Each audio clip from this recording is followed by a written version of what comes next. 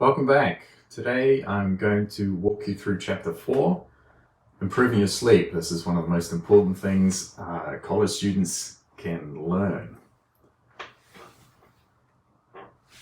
What are we going to learn today? What are the outcomes? We're going to describe sleep deprivation in the United States, particularly as it applies to college students. We're going to explain why sleep is needed and what happens if you do not get enough sleep. I'm going to explain the process of sleep. What are the stages? Why are they important? We're going to talk about some common sleep disorders, and we're going to explore ways to improve your sleep. So first of all, why is it important? If we look at GPA, and this graph shows here on the left slide, percentage of students with a C, D, or F for their cumulative GPA, and then on the x-axis or across the bottom, the number of hours the number of days of disturbed sleep. And you can see that as students have more disturbed sleep, they go from 10% with C, Ds, and Fs, so 90% of students are doing better than a C for their cumulative GPA, and that decreases, and students up to 25% of students are getting a C, D, or F. So as sleep is disturbed, students are getting far worse grades. So this is an important factor for many students. If you're finding yourself getting low grades, sleep might be the answer.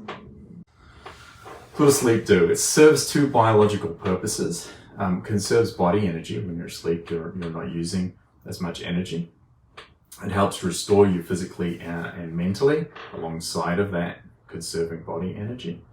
And it allows you to cope with a lot of stresses in life. It's an important time for resetting. That's some of the key biological principles. Sleep also helps you maintain your immune system. It reduces your risk of cardiovascular disease, helps you maintain a healthy metabolism. Your metabolic rate is regulated by how much sleep you get. It's a time for muscle rebuilding and for muscle memory formation. So if you're a baseball player and you want to hit that ball better, you need to sleep to be able to, for your muscles to consolidate practice that you had, and for you to be able to get the strength you need to be able to perform the sport of your choice at a high level. Short sleep induces risks of diabetes. It can cause psychological problems, shortage of sleep. But sleep is really important for improving neurological mental function, and sleep is critical, absolutely critical for building memory. When you're studying for an exam and you need to remember things, you absolutely must sleep before you take that exam. So what goes on when you sleep? We have an internal clock, a circadian rhythm, that's regulated by the pineal gland that releases a hormone called melatonin. And melatonin induces drowsiness. Melatonin is released around the time of sunset. It's a good idea to be able to see the sun setting. It helps your brain understand that now is time to go to sleep. Sometimes we override that by staying in bright environments with bright blue lights. Seeing the oranges and reds of sunset helps us restore our melatonin. Some people say, well, why don't I just take melatonin, which you can buy as a supplement. Unfortunately, by taking melatonin, you can overpower the melatonin in your brain and cause your sleep cycles to get disturbed and disrupted. It's much better to have natural sleep cycles. Only use melatonin at the advice of a sleep doctor. Now, once you're asleep, there are two types of sleep. There's non-REM sleep, it's a restorative sleep, and there's REM sleep, rapid eye movement sleep. So we have this non-REM, this restorative sleep, and then this REM sleep throughout the night. So you fall asleep, there's a non-REM phase, and then there are these bursts of rapid eye movement. During the rapid eye movement, your eyes are the only part of your body that can move. Your body's actually stuck, physically won't move. And REM sleep is when dreaming takes place. Most of the muscles are paralyzed at that particular moment, and this is actually a time likely when you're laying down muscle memory, where the muscles can't move, but your body is replaying muscular activities throughout the day and laying down these repetitive pathways, so you can be better at kicking that ball for a soccer player, or hitting that baseball, or shooting that three-point shot for the basketball player. Okay.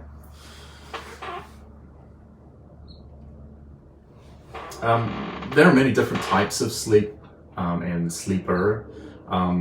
Try not to get too caught up on what type of sleeper you are. Some people take a long time to fall asleep. Some people take a short time to fall asleep. Some people take a long time to wake up. Some people take a short time to wake up. Some people sleep for very long periods of time and are morning people. Some people sleep from late at night and are night sleepers.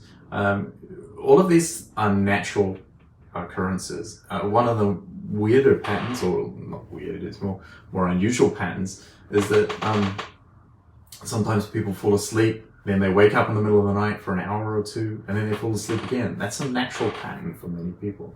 There's nothing wrong with it. Sometimes people expect that they'll sleep 7 or 8 hours straight. That may not be you. It's okay to have 3 hours here and 4 hours there with a break in the middle. Perfectly okay. No problem at all. It only becomes a problem when your lack of sleep starts impinging negatively on the work that you're doing the next day. If you cannot function the next day because of lack of sleep, that's a sleep problem. You need to go and see a professional to help you with your sleep. So how much sleep do you need? It's recommended that adults get 7 to 8 hours of sleep, because that has been shown to reduce the risk of mortality. If you do not get 7 to 8 hours of sleep a night, or every single night, that's okay. You can actually catch up on the weekends. You'll probably suffer from something called sleep inertia. You might feel a little groggy in the morning for a few days.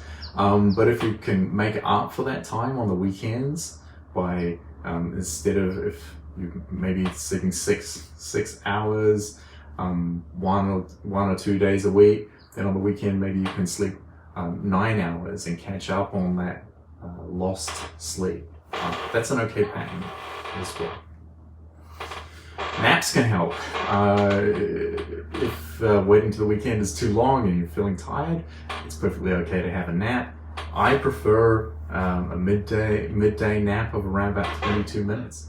I find that helps me. I find that's really a great way to feel energized and catch up on a little bit of lost sleep if I didn't sleep well the night before. Now, what about if you're not sleeping well? Let's talk about insomnia.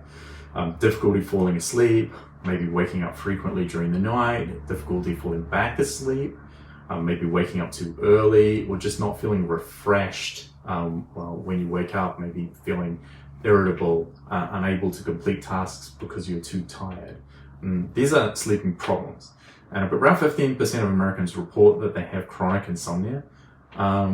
It is a little more common in women than men, and its prevalence increases with age. The older you are, the more likely it is that you suffer from some form of insomnia. It can be treated effectively with cognitive behavioral therapy, sometimes hypnosis. There are medications and relaxation techniques. All of these work.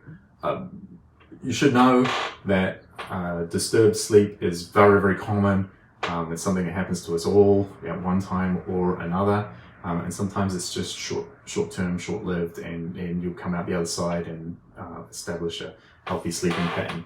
after a short period of disturbed sleep. So what can you do to try and help improve sleeping?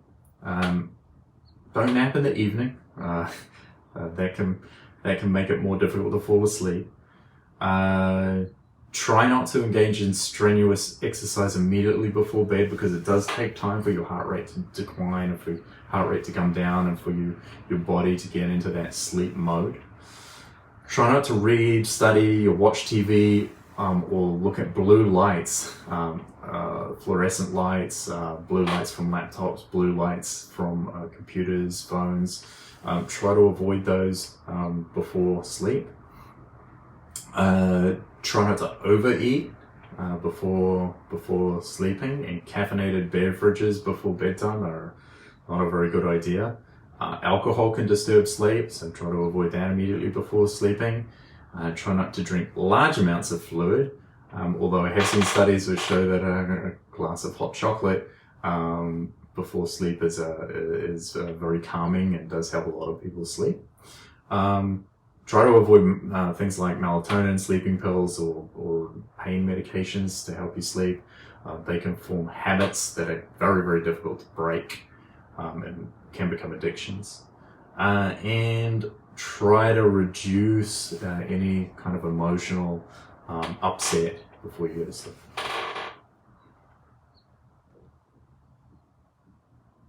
Why do caffeinated drinks keep me awake?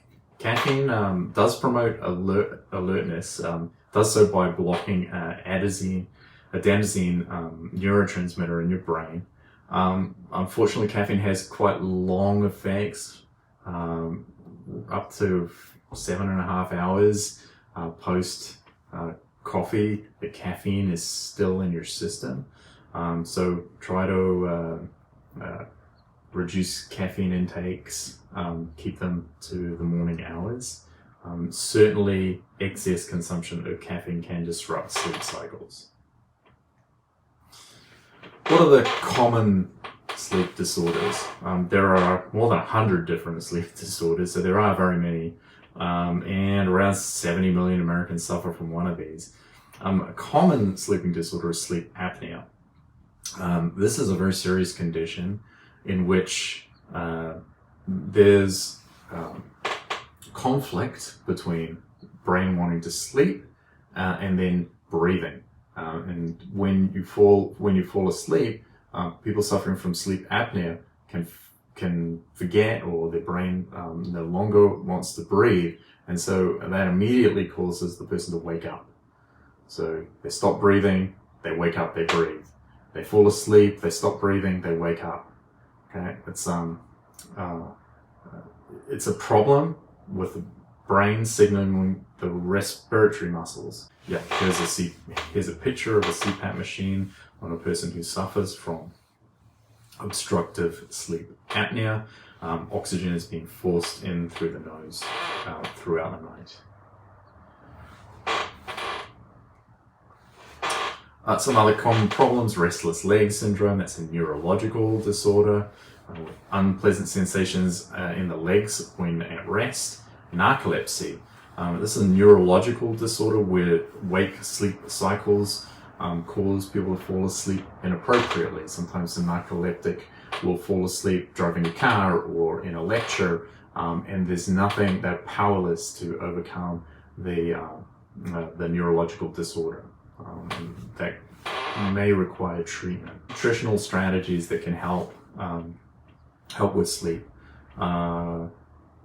If you have trouble falling asleep, carbohydrates in the evening can be helpful.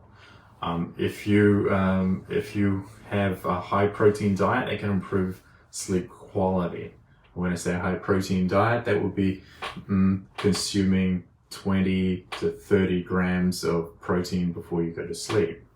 Tryptophan in small doses can be very helpful for people who have difficulty sleeping. High-fat diets can reduce sleep time, so you want to avoid high-fat diets. And you also want to avoid energy restriction. Not having enough calories will keep you up and awake at night.